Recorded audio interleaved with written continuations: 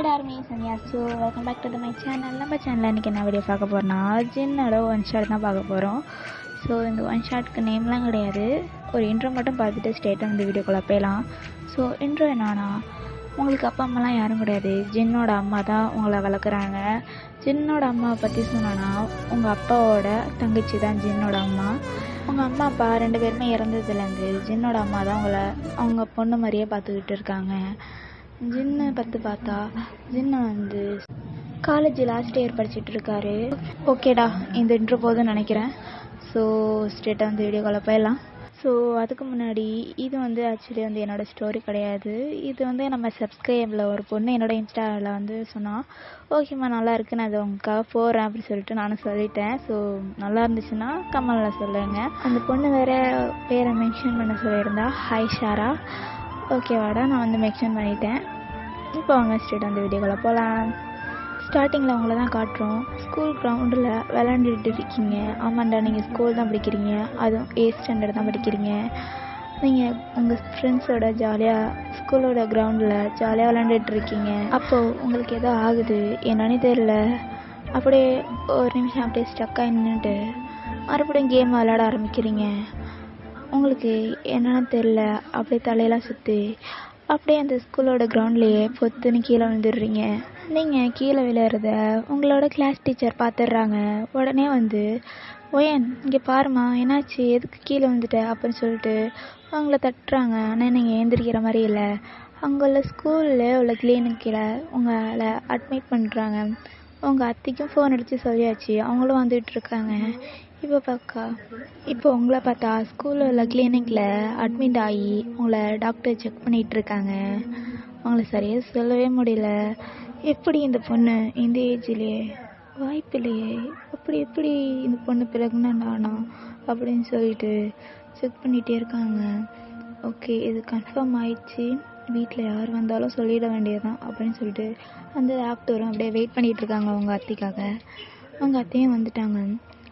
Doctor என்னாச்சு வயனுக்கு அடிக்கடி இப்படி தான் டாக்டர் ஆகிட்டுருக்கு.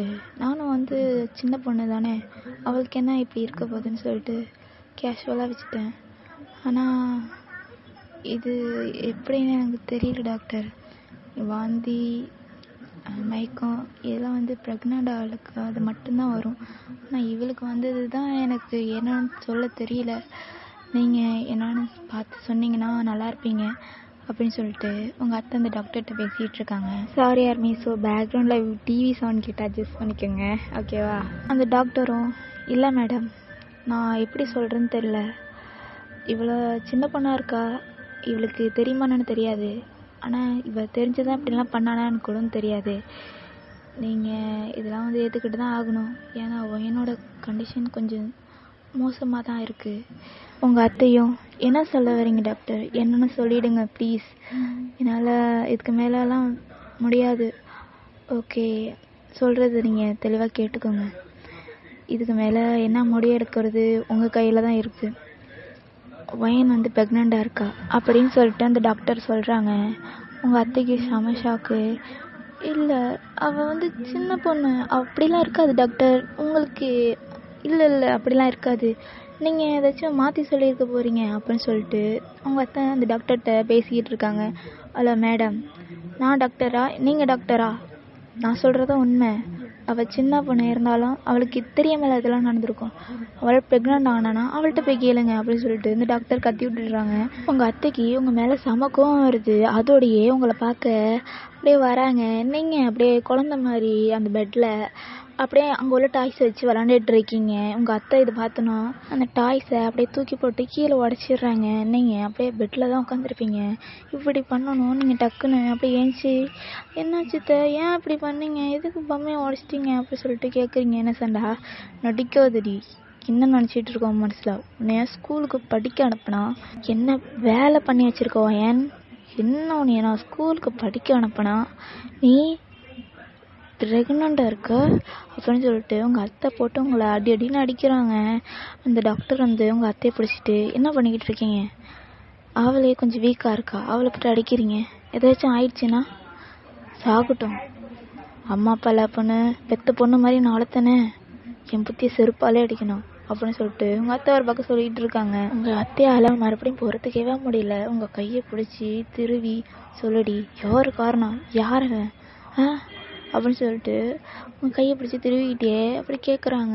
நீங்கள் அழுதுகிட்டே எதுவுமே சொல்ல மாட்டேங்கிறீங்க. உங்கள் அத்தையும் இதெல்லாம் சரிப்பட்டே வராது, இவெல்லாம் என்ன பண்ணுறதுன்னே தெரியலையே, டாக்டர் எனக்கு ஒரு ஹெல்ப் பண்ணுவீங்களா, எப்படியாச்சும் வயிற்றுல உள்ள குழந்தைய கழிச்சிடுங்க அப்படின்னு சொல்லிட்டு உங்கள் அத்தை வந்து அந்த டாக்டர்கிட்ட சொல்கிறாங்க. இவ என் பையனுக்கு மட்டும்தான், என் பையன் சின்னக்கு மட்டும்தான், இவ வேறு யாருக்கும் கிடையாது அப்படின்னு சொல்லிட்டு உங்கள் அத்தை வந்து சொல்கிறாங்க. நீங்கள் என்னது இது, உங்கள் பையனுக்கு மட்டும்னா சின்னதான் அந்த குழந்தையோட அப்பான்னா ஒத்துப்பாங்களா அப்படின்னு சொல்லிட்டு உங்கள் அத்தையை தான் பார்த்துக்கிட்டு இருக்கீங்க.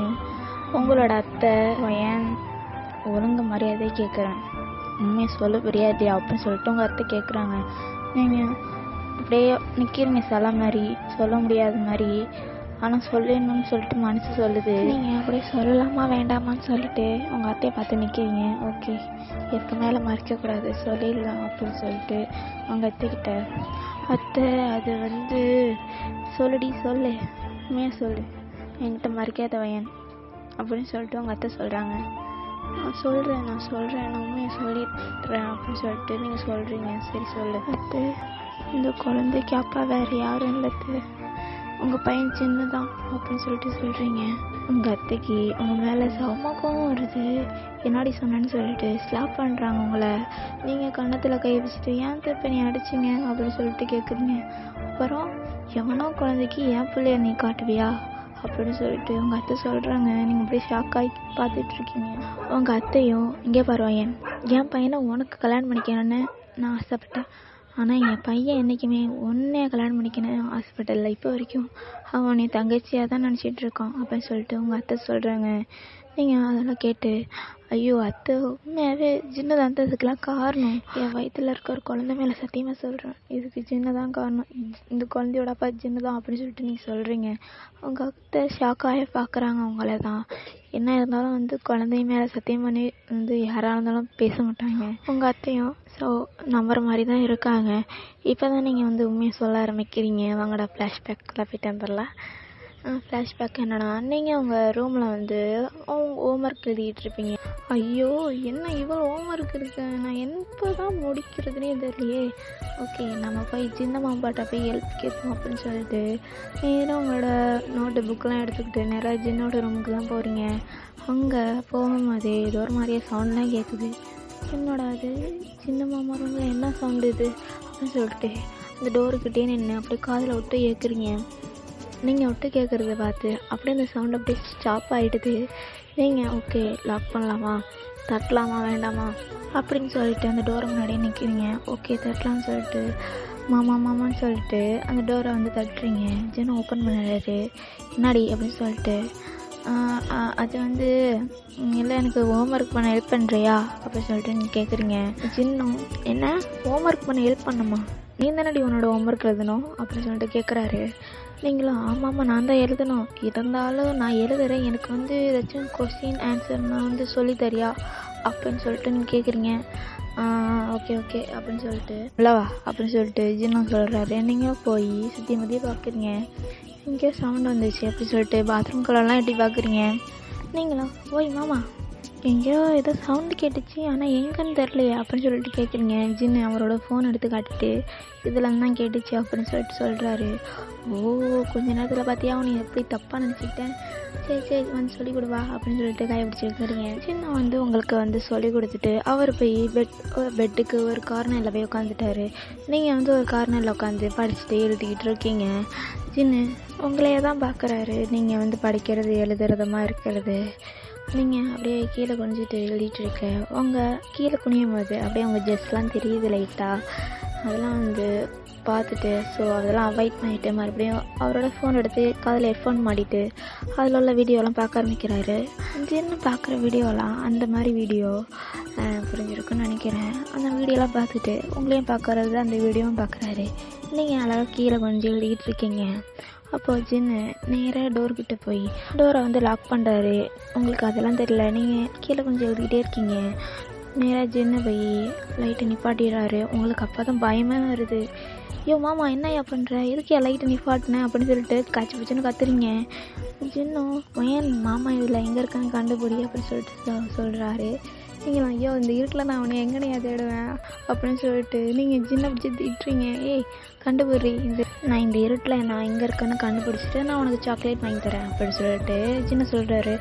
ஓகே சாக்லேட்டுக்காக நம்ம என்ன வேணால் பண்ணலாம்னு சொல்லிட்டு நீங்களாம் வந்து இந்த செவத்துலாம் தடவி எங்கே இருக்கா ஜின்னு அப்படின்னு சொல்லிட்டு அப்படியே தடி பார்க்குறீங்க. ஜின்னு வந்து நான் இங்கே தான் இருக்கேன் அப்படின்னு சொல்லிட்டு சொல்கிறாரு. என் மாமா ஒரு இடத்துல என்னையா அப்படின்னு சொல்லிட்டு நீங்கள் வந்து ஜின்னை பிடிச்சி கத்திக்கிட்டு இருக்கீங்க. நீங்களாம் ஜின்னை கண்டுபிடிச்சிட்டு ஐயோ மாமா அவனை நான் தொட்டுட்டேன், நீ அவுட்டு எனக்கு சாக்லேட் வாங்கி தரேன் நாளைக்கு அப்படின்னு சொல்லிட்டு நீங்கள் கேட்குறீங்க. வாங்கி தரேன்னு சொல்லிட்டு ஜின்னு ஓகேன்னு சொல்லிடுறாரு. ஜின்னு ஓகே நீ லைட்டை போடு அப்படின்னு சொல்லிட்டு நீங்களும் சொல்கிறீங்க. முடியாது அப்படின்னு சொல்லிட்டு மாமா எனக்கு இருக்குன்னா பையனுக்கு தெரியல, இருந்தாலும் நான் கூட கேம் விளையாடுனேன், எனக்கு லைட்டாக போடு, எங்கே இருக்குன்னு தெரியல, இந்த லைட்டு எங்கே சுவிட்ச் இருக்குன்னே தெரியல, நீ போடு அப்படின்னு சொல்லிட்டு சொல்கிறீங்க. சின்ன முடியாது அப்படின்னு சொல்லிட்டு உங்களை தூக்கி அப்படியே அவரோட ஸ்டொமக்கில் அப்படியே உட்கார வச்சுக்கிறாரு. நீங்கள் ஓய் மாமா என்ன பண்ணுற நீ, நானும் குழந்தையா தூக்கி இங்கே உட்கார வச்சுக்கிட்டேன் இறக்கி விடியா அப்படின்னு சொல்லிட்டு திட்டுறீங்க. அதெல்லாம் இறக்கி விட முடியாது அப்படின்னு சொல்லிட்டு ஜின்னா வந்து சொல்கிறாரு. ஐயோ மாமா நான் உனக்கு சின்ன பிள்ளைல தான் நீ தூக்கி உட்கார வச்சுக்கிட்ட, இப்பயும் நீ ஆண்டா நீ தூக்கி உட்கார வச்சுக்கிட்ட அப்படின்னு சொல்லிட்டு ஜின்னை பிடிச்சி பேசுகிறீங்க. சின்னம் சும்மா தான் அப்படின்னு சொல்லிட்டு உங்களை திருப்பி செவத்தோட ஆஃப் பண்ணி உட்கார வச்சு உங்களை அப்படியே கிஸ் பண்ணுறாரு. நீங்கள் மாமா என்ன பண்ணுற, மாமா என்ன பண்ணுற நீ அப்படின்னு சொல்லிட்டு நீங்கள் சினிக்கிட்டே இருக்கீங்க. சின்ன அப்படியே உங்களை நல்லா வாளோட பெயிண்ட் பண்ணி நல்லா இறுக்கமாக பிடிச்சி அப்படி பயங்கரமாக கிஸ் பண்ணிகிட்டு இருக்காரு. கொஞ்ச நேரம் சென்று தான் நீங்கள் அப்படியே 2 பேருமே மூச்சு விட்டுடுங்க. ஆனால் நீங்கள் பேக் கிஸ் பண்ணவே இல்லை. நீங்கள் சின்னக்கிட்ட என்னம்மா அது பண்ணுற, இதெல்லாம் தப்பு, என்கிட்ட இப்போல்லாம் பண்ணாத, நான் சின்ன பொண்ணு தானே அப்படின்னு சொல்லிட்டு சின்னக்கிட்ட சொல்கிறீங்க. நீ ஒன்றும் சின்ன பொண்ணு இல்லை, பெரிய பொண்ணு தான். என்ன நான் இன்னும் பெரிய பொண்ணு இல்லை, நான் 8th ஸ்டாண்டர்ட் தான் படிக்கிறேன். சின்னம் நீ 8th ஸ்டாண்டர்ட் படித்தா நீ சின்ன பொண்ணா? ஆமாம் நான் சின்ன பொண்ணு தான், நான் ஸ்கூல் தானே படிக்கிறேன். ஆமாம் நீ ஸ்கூல் தான் படிக்கிற, ஆனால் நீ ஒன்றும் சின்ன பொண்ணு இல்லை வயன் அப்படின்னு சொல்லிட்டு ஜின்னு சொல்கிறாரு. நீங்கள் ஏன் நான் சின்ன பொண்ணு தான் தெரியாதா வந்து அப்படின்னு சொல்லிட்டு ஜின்னு பார்த்து கேட்குறீங்க. எனக்கு நல்லாவே தெரியும், எங்கள் அம்மா என்ன சொல்லியிருக்காங்க, நீ எங்கே போனாலும் தனியாக போகக்கூடாது, நீ கொஞ்சம் பெரிய பொண்ணு ஆகிட்ட, கொஞ்சம் மெச்சூரிட்டியாக நடந்துக்கணும்னு தானே சொல்லியிருக்காங்க. ஆமாம் சொல்லியிருக்காங்க, அதுக்குன்னு நான் ஸ்கூல் தானே படிக்கிறேன், நான் காலேஜ் ஒன்றும் படிக்கல அப்படின்னு சொல்லிட்டு நீங்கள் சொல்கிறீங்க. ஜின்னும் ஓகே இனஃப், இப்போ நான் மாப்பா ஒரு கேள்வி கேட்பேன், நீ அதுக்கு கரெக்டான ஆன்சர் மட்டும்தான் நீ கொடுக்கணும், ஓகேவா அப்படின்னு சொல்லிட்டு ஜின்னு கேட்குறாரு. ஓகே அப்படின்னு சொல்லிட்டு நீங்களும் சொல்கிறீங்க. ஜின்னும் வயன் இந்த செக்ஸ் என்ன உனக்கு தெரியுமா உனக்கு அப்படின்னு சொல்லிட்டு கேட்க நீங்கள் பட் அது வந்து அதெல்லாம் எனக்கு தெரியாது மாமா அப்படின்னு சொல்லிட்டு சொல்கிறீங்க. ஏய் போய் சொல்லாத, 8th ஸ்டாண்டர்ட் படிக்கிற, இது உனக்கு தெரியாமல் இருக்குமா அப்படின்னு சொல்லிட்டு ஜின்னு சொல்கிறாரு. ஜின்னும் அப்பயாண்டி என்னைய பேக் கிஸ் பண்ண அப்படின்னு சொல்லிட்டு ஜின்னு கேட்க நான் எங்கே பண்ணேன், அதெல்லாம் நான் பண்ணவே இல்லை அப்படின்னு சொல்லிட்டு நீங்கள் சொல்கிறீங்க. ஏய் நீ லைட்டாக பண்ண எனக்கு தெரியும் அப்படின்னு சொல்லிட்டு ஜின்னு சொல்கிறாரு. இல்லை மாமா நான் பண்ணலை. அப்படியா? அப்படியான்னு சொல்லிட்டு மறுபடியும் வந்து கிஸ் பண்ணுறாரு. பேக் கிஸ் பண்ண நான் பண்ண மாட்டப்போ அப்படின்னு சொல்லிட்டு நீங்கள் சொல்லிகிட்ருக்கீங்க. உடனே அந்த கிஸ்ஸை பிரேக் பண்ணிவிட்டு என்னாடி நீ அப்போ பண்ண மாட்டேன் கிஸ் பண்ணல, ஏன் அப்போ பண்ண மாட்டேங்கிறேன்னு சொல்கிறாரு. நான் தான் சொன்னேன் நான்லாம் பண்ணவே இல்லை அப்படின்னு சொல்லிட்டு சொல்கிறீங்க. உங்களை மறுபடியும் இழுத்து பிடிச்சி பயங்கரமாக கிஸ் பண்ணுறாரு. இந்த வாட்டி நீங்கள் கண்ட்ரோலே இருந்துட்டு உங்களுக்கு கிஸ் பண்ண தெரியாமல் கிஸ் பண்ணிகிட்ருக்கீங்க நீங்கள். ஓகேடா மிஸ், ஸோ இதோட இந்த பாட்டை வந்து முடிக்கிறேன். ஸோ நான் இதில் 1 ஷார்ட்டாக லென்த்தாக தான் நான் கொண்டுட்டு போனேன்னு ஆசைப்பட்டேன், பட் என்னால் முடியல, கொஞ்சம் ஒர்க் இருக்கிறதுனால கொஞ்சம் சீக்கிரமாக முடிச்சிட்டேன். ஆர்மி, ஸோ இன்னொரு விஷயம் என்னென்னா நான் வந்து சொல்ல மறந்துட்டேன், நீங்கள் 8th ஸ்டாண்டர்ட் தான் படிக்கிறீங்க, பட் உங்களுக்கு எல்லாமே தெரியும், ஓகேவா? புரிஞ்சிருக்கும்னு நினைக்கிறேன். ஆர்மிஸ், நான் வந்து ஏதாச்சும் வந்து தப்பாக பேசியிருந்தா மிஸ்டேக் பண்ணியிருந்தா சாரி மன்னிச்சிக்கோங்க. நீ ஓகே ஆர்மிஸ், பாய். கம் சமிதா.